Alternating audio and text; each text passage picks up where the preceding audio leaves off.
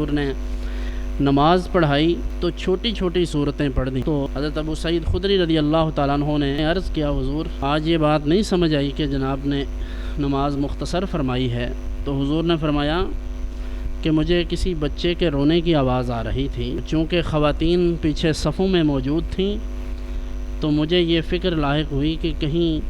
اس خاتون کا بچہ روتا نہ رہے کہ نماز جلد مکمل ہو جائے تو وہ جا کر اپنے بچے کو سنبھال لے۔ سوچئے نماز ہو، اللہ کی عبادت ہو اور پڑھا رہے ہوں اللہ کے نبی صلی اللہ علیہ وسلم، تو کیا کوئی شخص یہ محسوس کر سکتا ہے کہ یہ نماز مختصر ہونی چاہیے؟ وہ نماز تو کبھی بھی مختصر نہ ہو، وہ تو کبھی ختم ہی نہ ہو۔ لیکن حضور امت کو یہی تعلیم دے رہے ہیں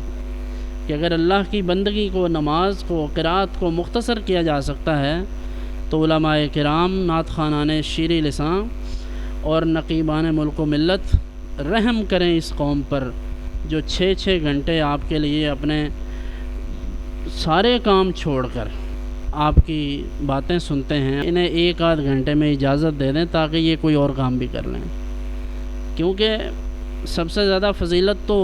فرائض کی ہے۔ تو جب اللہ رب العزت نے فرضوں میں اس قدر ہمیں مہربانی فرمائی ہے اور نبی کریم صلی اللہ علیہ وسلم نے یہ ساری باتیں ہمارے سامنے کھول کر رکھ دی ہیں، تو کیا اب اس بات کی مزید کوئی گنجائش ہے اس میں کہ اس پر غور و فکر کیا جائے اور اس پر یہ کہہ دیا جائے کہ جی فلاں شخص تو محفلوں سے روک دیتا ہے، اب تو محفلوں سے مسئلہ ہو گیا ہے؟ محفلوں سے کسی کو بھی مسئلہ نہیں ہے، جن کو مسئلہ ہے ان کا پرانا ہے، وہ ہمارا مسئلہ نہیں ہے، وہ ان کا ہی ہے، وہ ان کے ساتھ ہی رہے۔ لیکن ہمیں مسئلہ یہ ہے کہ دین کا حلیہ نہ بگاڑا جائے، دین کی روح کے خلاف نہ چلا جائے۔ یہی سبب ہے کہ آج دیکھ لیں کتنی ہماری محفلیں ہوتی ہیں بے اثر ہیں۔